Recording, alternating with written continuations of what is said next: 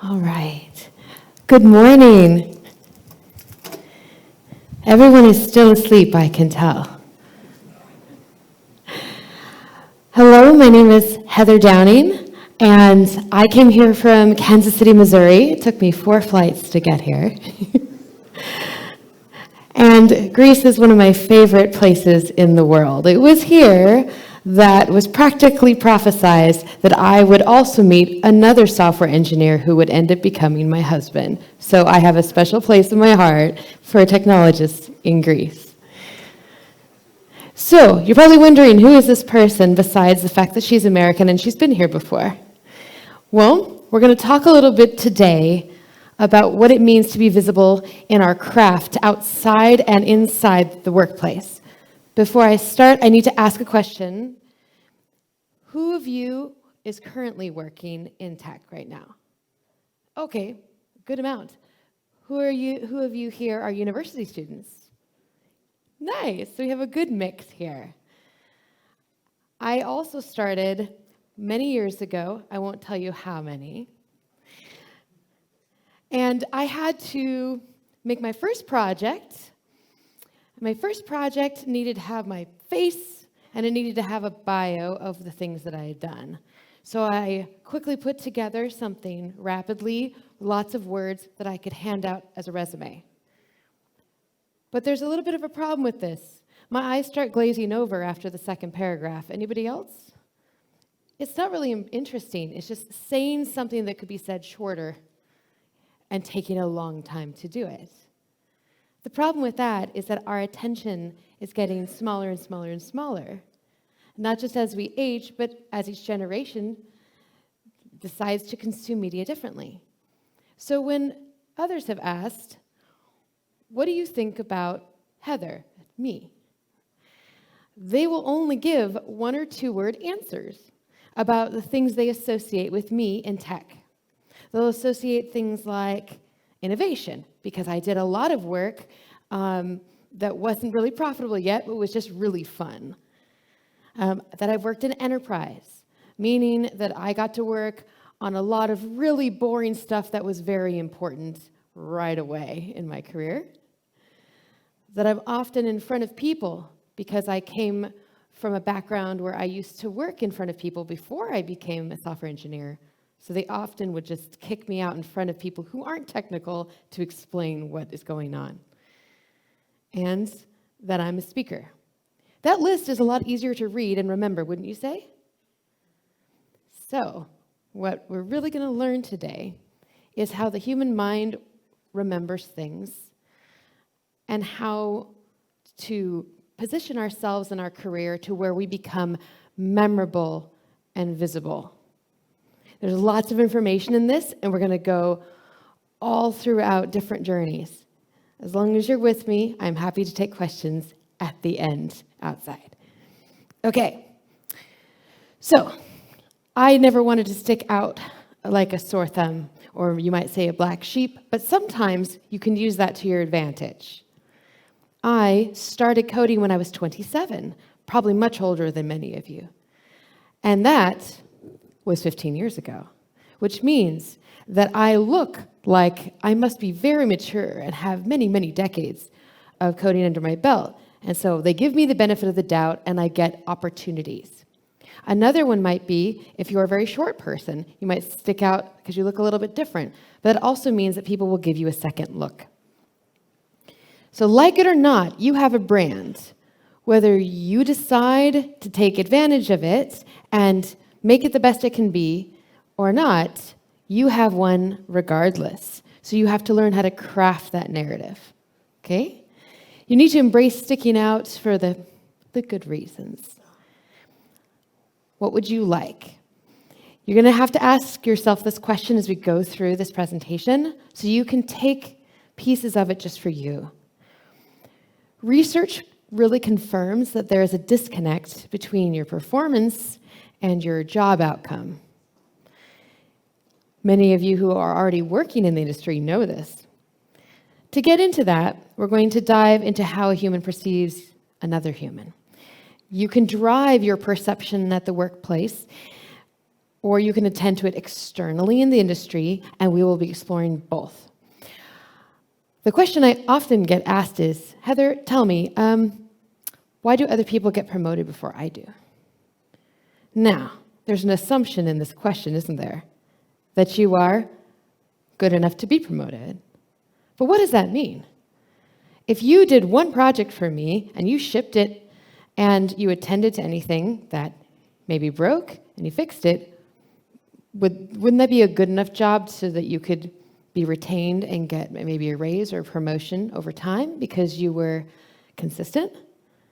Or are you looking for the big surprise that people couldn't believe that you spent all weekend on something and that really pushed you ahead in all of your source commits? It's perception, isn't it?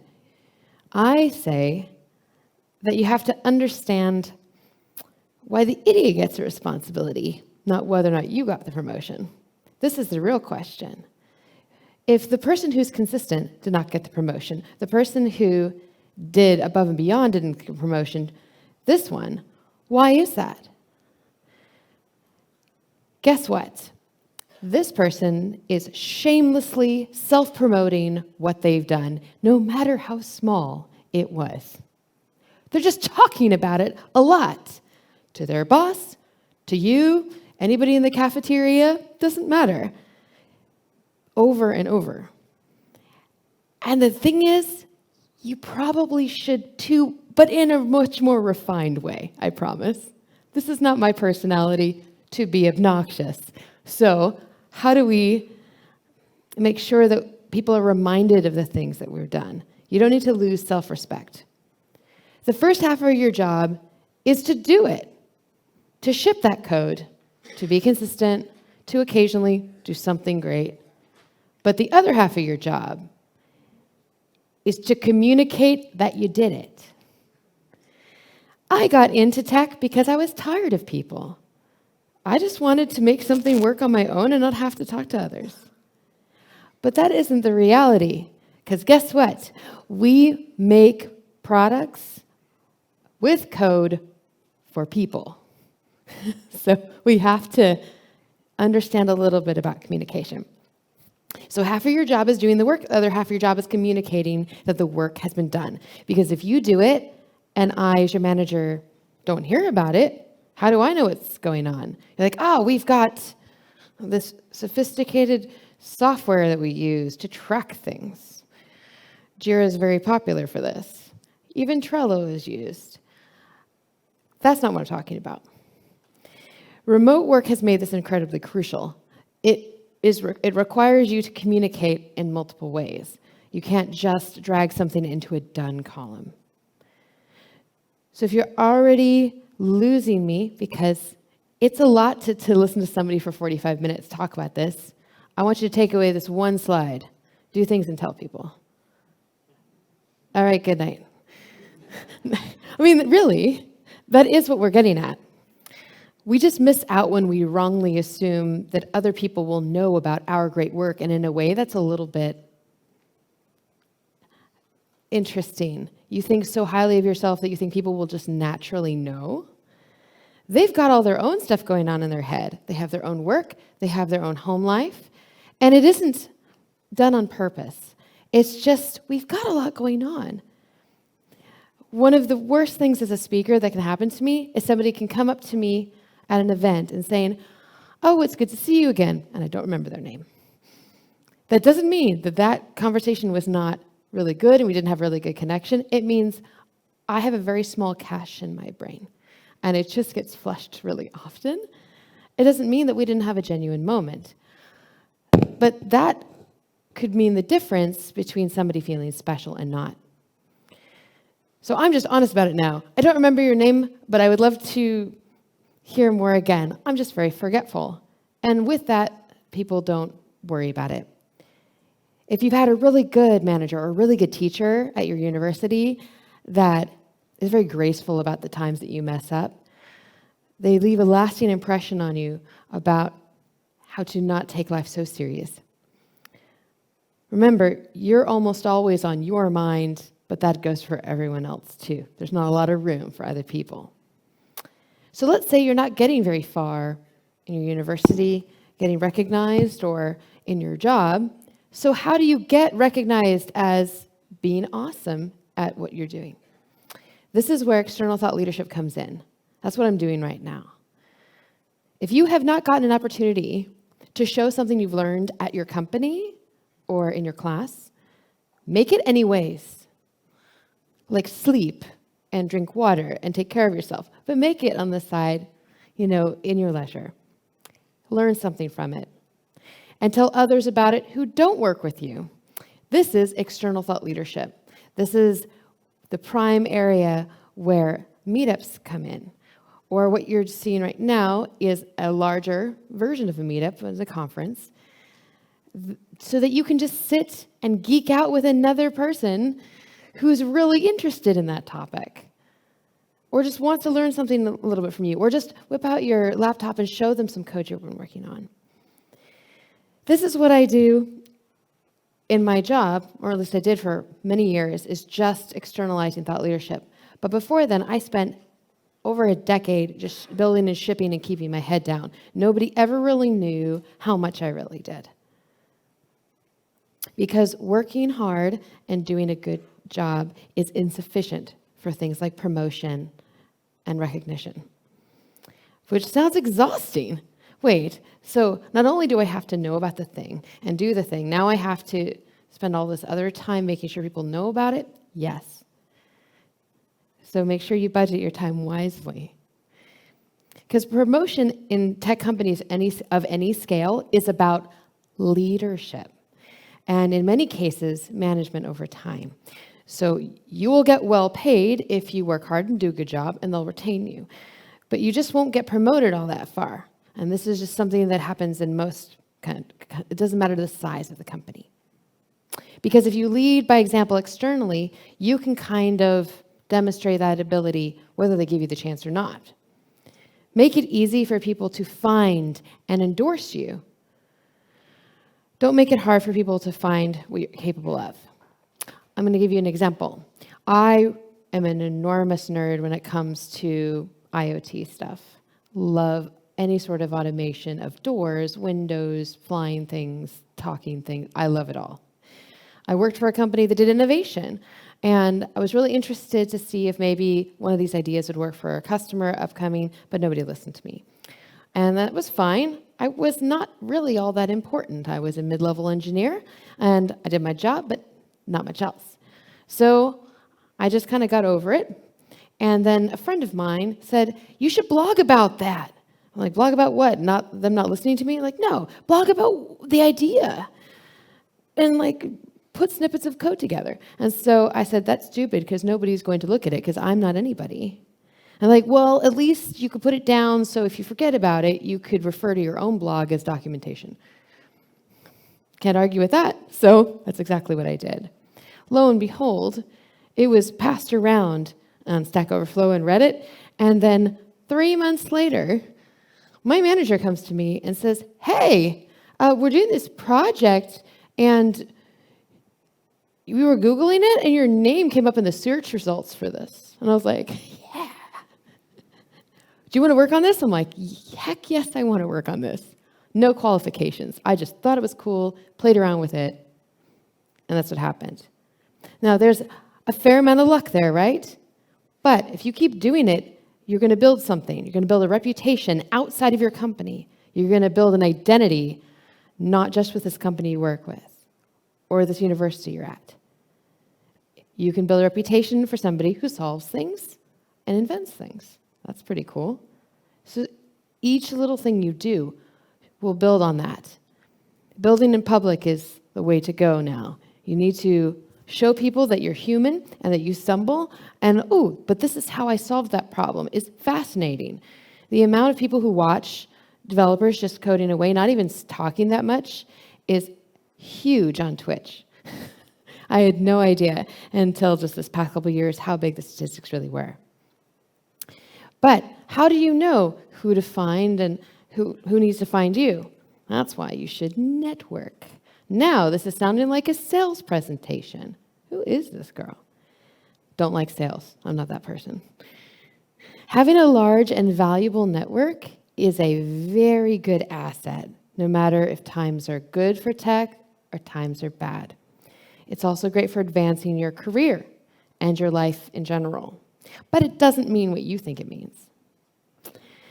When most programmers ask me about networking, what they're really asking is how they can use people to get what they want, which is a job. Hey, you work at that company. I'd like to work at that company. Can you put in a good word for me?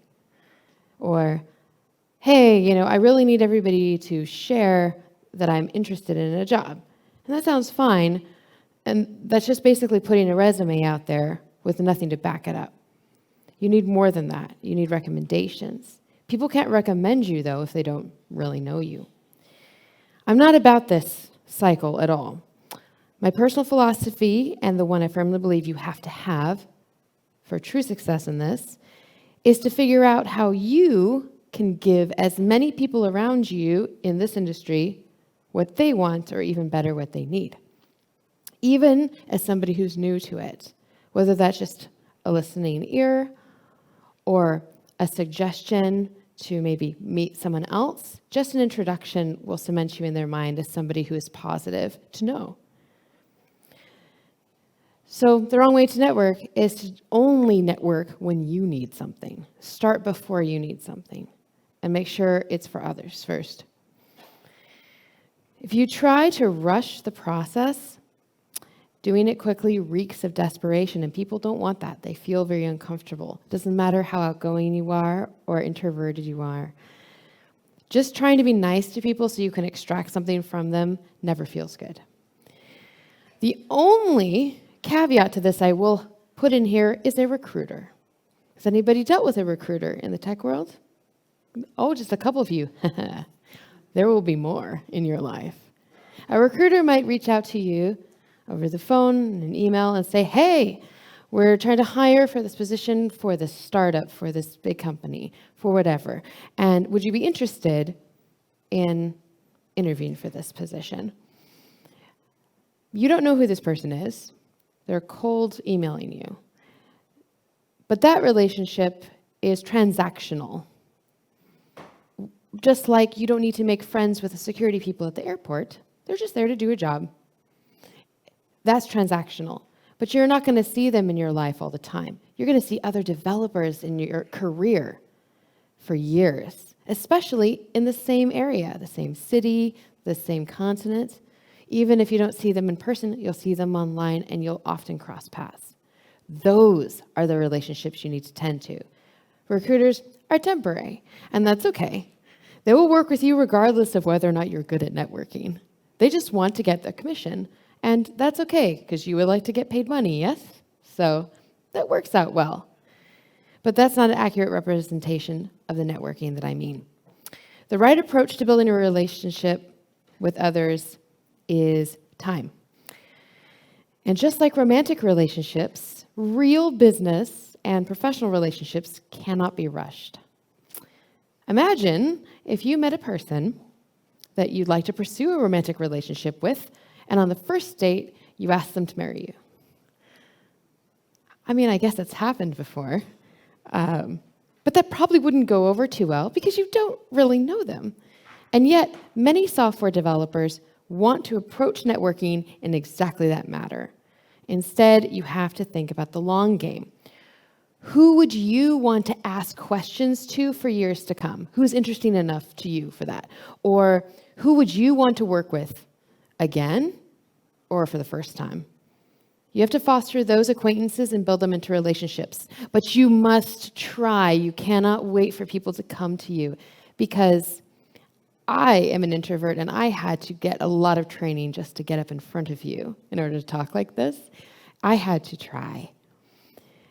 Networking is just planting a lot of seeds that you're going to water and nurture until they grow into large plants and eventually produce the fruit. You can't rush that process, but you have to be deliberate. Even though you feel very uncomfortable meeting someone you don't know, you have to try. At this conference, no matter how long you've done tech, please at least pick 3 people out of the blue that you just passed by that you want to introduce yourself to. And you can laugh and say, that Keynote lady made me do this, but can I introduce myself? And that's a great icebreaker. Blame it on me. But at least if you start that, you introduce your name, and then you don't tell them what you do. You ask them what they do. Because then that gives you time. You don't have to think anymore. Just your name. You got that. You get to listen to what they do. And then think about anybody you know who also does that maybe you could introduce them to. Or maybe they do a lot of the same things. And let it go naturally from there. This only works if you network in person. We spent many years not being able to do that, and I'm grateful that we can do this again. How fortunate are we that we all get together today, here, to do this? You should always be networking and just meeting new cool people. The easiest and best things to do is to find groups of people who are interested in what you are in. Go up to the speaker of any session that you attend from here and talk to them about something that you found interesting about their presentation. Just say, hey, I liked this one slide. Okay, thanks, bye. And that's all you have to do. But what you've done is you've given something to somebody. You didn't gain anything from it. You gave that to somebody. You see, I'm trying to put practice into you that you can network by giving first. You can do that to a speaker. It's easier. We're good about being relaxed in those situations. But my favorite part of conferences is the hallway track. Does anybody know what the hallway track is? Oh, great. I've got a whole bunch of new people. Hallway track. So this is a track. This is a single track, or do we have multiple rooms? I think we might have more than one room. More than one room, okay. Each room is a track, and then as somebody gives a presentation and they leave, another person gets up and does a presentation in that room. That is a track in a room. Or it could just be a bunch of people talking about AI and a bunch of people talking about JavaScript. That's a track. These are the educational things you're here to learn. I don't always go to conferences to learn about the latest in a technology. I often go for the hallway track, meaning just mingling outside in the vendor area here, just overhearing conversations and just saying hi and being able to be yourself, but also a little nervous because you don't really know folks, and then learning that they're actually working on some really cool project, or you got something cool and you wanted to talk about it. Those are my favorite things because you get to know the personalities of people, and it isn't just presentational. You're not just here to absorb information. You're here to exchange ideas. That is why I love the hallway track. Even if you never go to a talk at a conference, it's always worth it to hang out in the hallway and talk to other developers. Consider hackathons or other events which might be hosted in your area. Just remember, it's often said that your network is your net worth, and I have found that statement to be very true when it comes to the wealth of friendships I've built, but also people who will be the first to stand up for me if I lose my job and suggest to somebody that they hire me because they've taken the time to get to know me and I them, and they know a little bit about what I know technically. Why wouldn't they want to recommend somebody that knows it? Make it easy for people. Another way you can make it easy for others to find you is to brand yourself and spend a little time on social media. This is an interesting topic. I'm very shy, so I had a hard time with this. But it does work, and I'll help you a little bit with it. The first thing you need to get over is the idea that you don't want to be on social media. That's not possible for people in tech because you have to be a little bit out there or people can't find you. You could be the absolute best person in this room at a specific technology, but if nobody knows about it, it doesn't matter. People have to know what you're doing. Don't be out of mind. Why leave this in the hands of someone else to do the work for you? Take control of your career and let people know what it is you do, even if you are in that learning phase. Share each step of the way. Make sure that when you are online, people get a sense of what it might be like to work with you. That comes down to the way that you talk. But you can also create things that'll do the talking for you. I can't believe I have to have this slide up here, but I have certainly coached enough developers that still don't have their own website. You don't have to build it from scratch. You just need to have one that says who you are and your history and doesn't leave it up to whatever social media site is currently famous. This allows you to put everything in one place. You can send this to a hiring manager, you can send this to a recruiter, or to friends who are just interested in who you are. This says a little bit more about you, and you can put more of your personality on there as well. But just having a website that nobody can find doesn't help you. This is for you to be reactive when somebody wants it. Proactive does happen on social media sites themselves, as long as you post with purpose. So I followed many, many, many different titans in the tech world that always seem to have something inspirational to say or hilarious. We really are not in between. We're either really kind of funny and silly, or we're writing a TED Talk, That's what I seem to see a lot online. But in between that is a lot of reposting what other people have written. Try to avoid that if you can, because then that becomes your voice, and your voice is unique to you. You can comment about something, but make sure you're actually putting something authentic and original. I used to stress out if I didn't share something online with my audience every day. So I would search for anything. I don't know, here's an article on this website, and just put a link and push it to Twitter, right? But then it comes off as filler. I didn't actually say anything about it. I just posted it. That's not telling anybody about me. I just became a news syndicate, and that's not what we are. So before I post anything online now, I ask myself, what purpose does this serve? How am I connecting to my audience? And does this actually contribute to what I want people to know as my personal brand? What is your personal brand?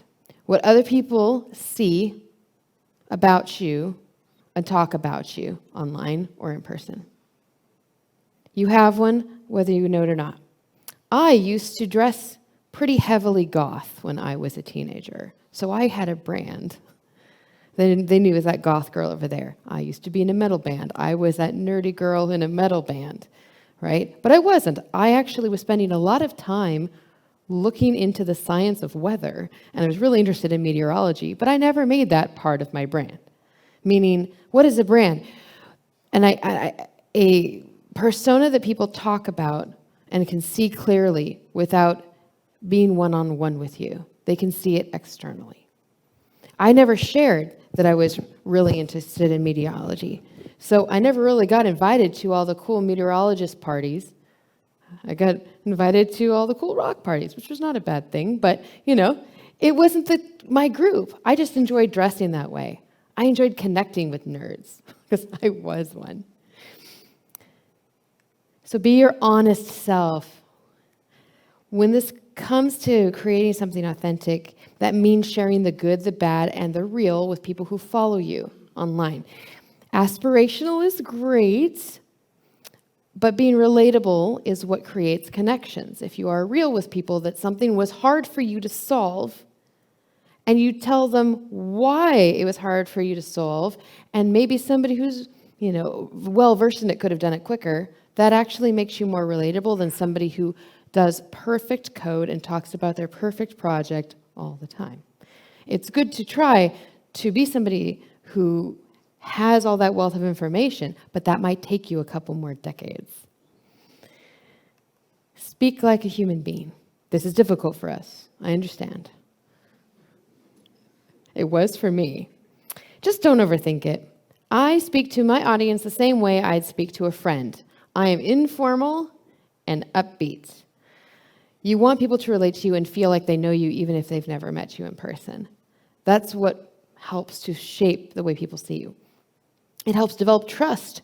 So when people trust you because you talk like a real person, when you do have something to promote, whether it's a new tech trend or a new startup that you helped create or your own framework, the readers won't feel like they're being fed an advertisement.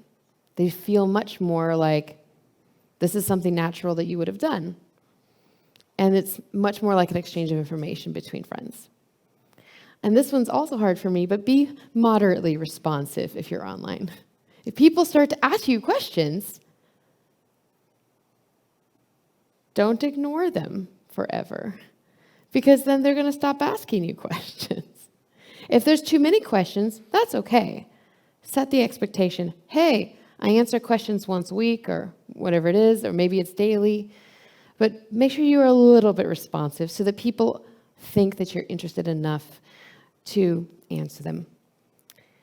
Create conversations. Encourage discussion. Stack Overflow used to be a really great forum for this due to how searchable it was, but I find now each generation has their own social media site that they'll ask on. I know a bunch of devs that I've worked with that refuse to use anything but Facebook groups still. A whole other group of people who only ask on TikTok, several on Reddit, and then other people who only post on the forums for a specific technology or tool. Okay, so we're everywhere, right? We don't have one place we are. You don't need to engage every second of the day. Just do it with some small consistency so you don't miss engagement opportunities. And automate your online thought stream. So what I mean by automation is you cannot be a walking, brilliant one-liner every day. Maybe you can, and if that's the case, you're probably in the wrong profession. You should go into stand-up comedy, because that's much better. What I find is that when I'm quiet and I start thinking about a topic, bite-size takes on the topic, like my thoughts on a certain technology that came out, or what it's like to find a job right now in tech, they will all come very quickly, and then sometimes not for a week. So what I do is I just write them down, and then I will schedule them and load them into a third-party app system. Hootsuite and Buffer come to mind. There are several others that allows you to have a couple of really good brainstorming sessions, and then forget about it. And then it will post for you daily at whatever time you want, or weekly, with thoughts you've already had that are organic and are yours. But instead of you just spending all day writing posts on social media because you're really excited and you have all these ideas, it spreads it out, and it's more bite-sized for your audience. It's a little easier to do. This gives you a more consistent voice. That means that when you post, somebody will go to work and actually look forward to seeing what you've posted that day, even if you're not right there at that moment posting it. Okay? Visibility is good, but consistency is great, and it always wins. The people who have painted every day on camera, even if they were terrible, if they do it over time, and they've only done it for 15 minutes, eventually build a huge following, because people want to root for other people to win. That is our human nature. We want to see people succeed. We are not perfectly on-time machines, though, so please automate that communication. So it takes the pressure off of you and lets you do your job and have a personal life. Which brings me to how some well-known developers handle the situation. I have noticed that there are several things that can really make or break you when it comes to becoming somebody who has a reputation outside of work, but also inside. Those kinds of people pay attention to what other people's value. That means you have to look at the people as people and not just your boss or your coworkers. That means that these super employees also choose the right place for their talents. That's very difficult sometimes. If there's not a lot of jobs in an area, you may not have a lot of options in person. Maybe you'll have a remote job, maybe not. But within that company, you might be able to find the right team for you and go from there, or the right manager. Go somewhere where you would be valued for what you bring to the table. These people also focus on big picture thinking. I never really understood what that meant, but it pretty much means you're able to maintain dual focus, okay? You can focus on the task at hand, but also know how important is this when I get this done to everything else that is going on in this project, in this team, in this company. Because if you have 15 things that you have to do by the end of the week, but you can prioritize one or two that will be a bigger deal to the big picture, you should always do those first. That way, if you get really tired or caught up, at least you did the 80% of the priority right away. These well-known developers are very comfortable with being uncomfortable. This is not me. Not at all. I still struggle greatly with fear, and I don't know why. I think it was just born in me. But most of these people seem very charismatic and they seem very carefree, but they're not necessarily carefree.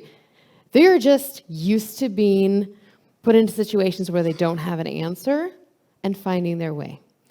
And if they don't find their way quickly, it doesn't bother them.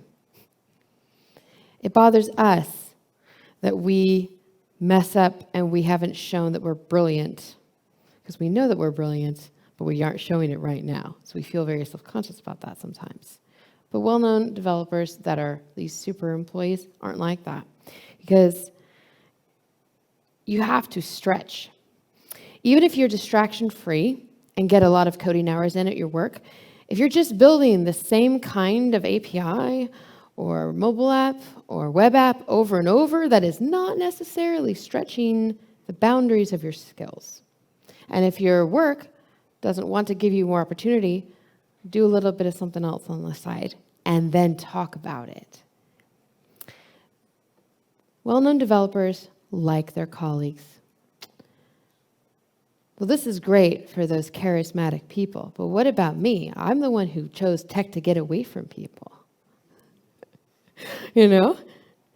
High performers are very in tune with people around them, and they sense when they need something. They're always the one that can be relied on, and everybody likes them, and they're like the popular kid in school. And I thought we weren't supposed to be popular. We're supposed to be in tech.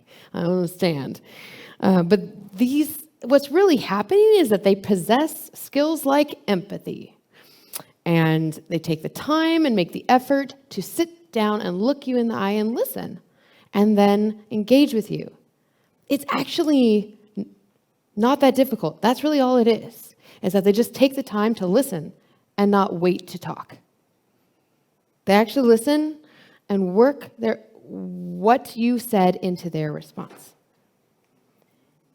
Empathy is about being concerned about the human and not just what their output is. But I know a few managers that could take this quote to heart. Everyone needs to be seen and understood and validated, no matter who you are or your personality. You can dismiss someone who disagrees with you, or you could try to figure out why they said what they said and why they do what they do. They pay attention to what other people value. That's really what above and beyond means. When you're a manager, or you're the lead, and you're like, all that really matters is this deadline. It doesn't matter that there's perfection. Or all that really matters is the quality of our code. We get there when we get there. You see? The project is the same. The management value is different. And if you want to be somebody who is recognized as a leader in this way, you have to learn that every manager is going to be different about what they prioritize and value. The result of truly paying attention is being able to discern what needs to be done and take action on it without being asked in the future. And then it feels like you're just this trusted person. I just trust you now because it seems like you're anticipating what we're going to need to do on this project. I don't even have to tell you to set up our GitHub project and make sure it's secure before we put any code in there, because that's what we all do, right? You just do it because you've paid attention, and that's awesome. So how do you become a trusted voice if you've never become one before? Well, you should never schmooze. That word is kind of funny. You should not pretend to listen to somebody or like them. You should instead, as you demonstrate leadership positively and never negatively, engage with your peers and colleagues outside of your little group. You can be critical as needed, but always positive.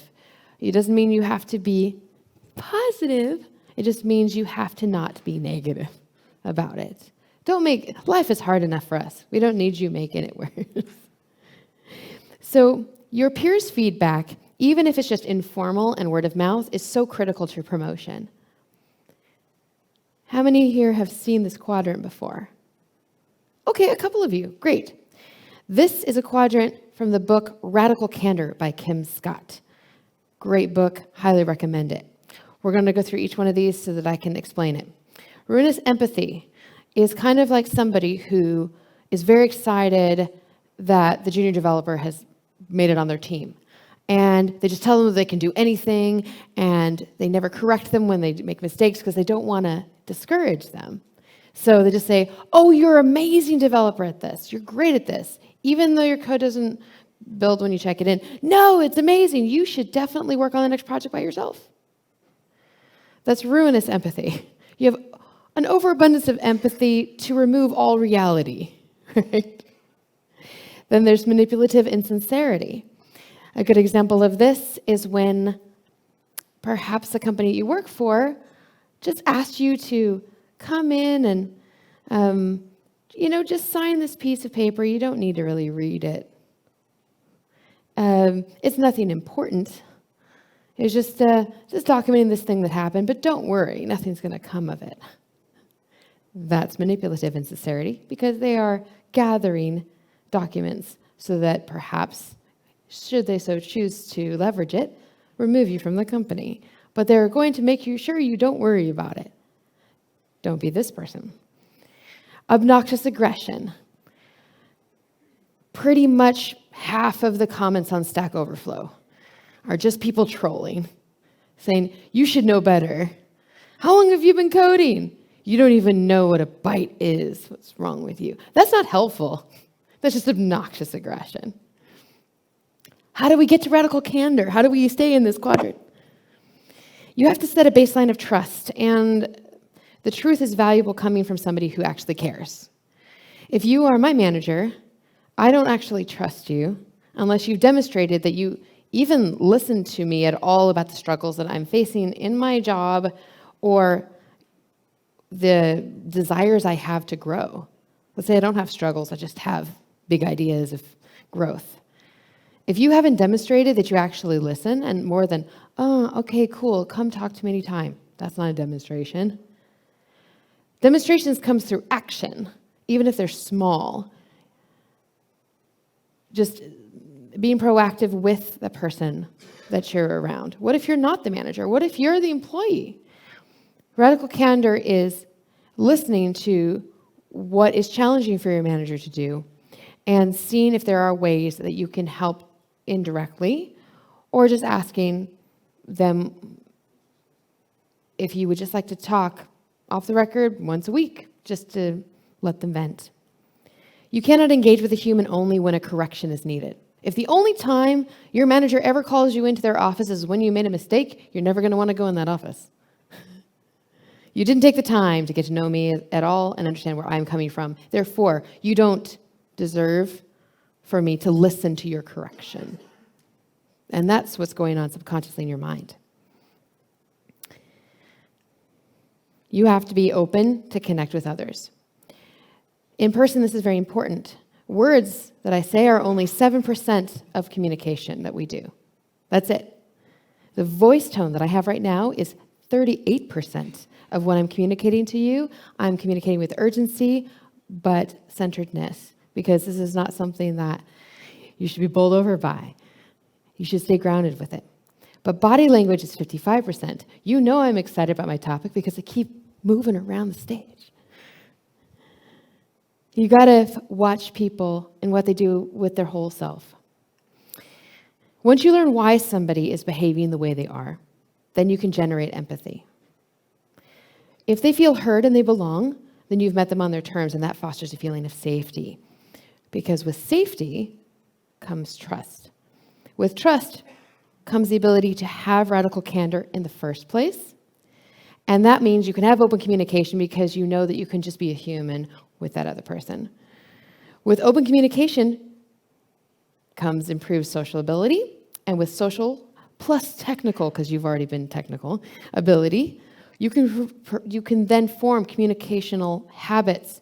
And once communicating just becomes a habit and you're not thinking about it anymore, then you can progressively become better at understanding empathy. And it's like this connection force multiplier loop.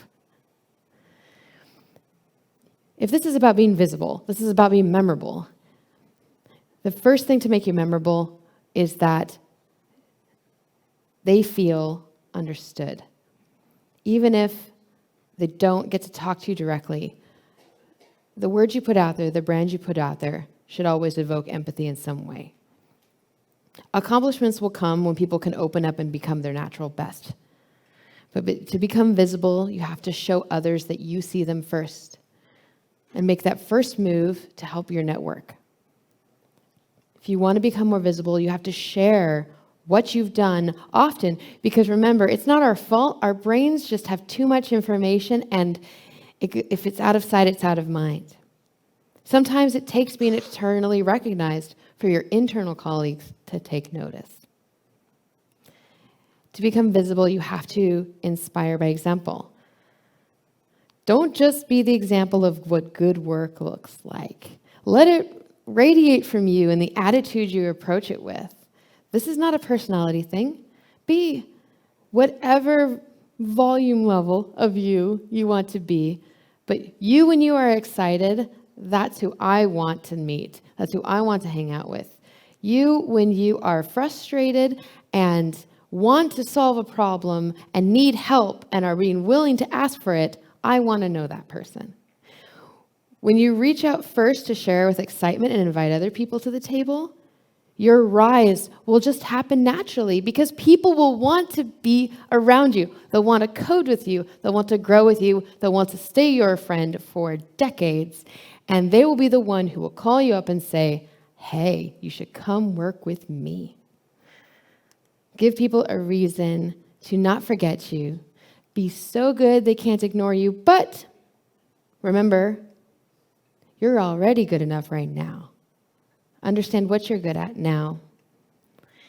And be a vibrant, colorful part of a very monochromatic world of developers.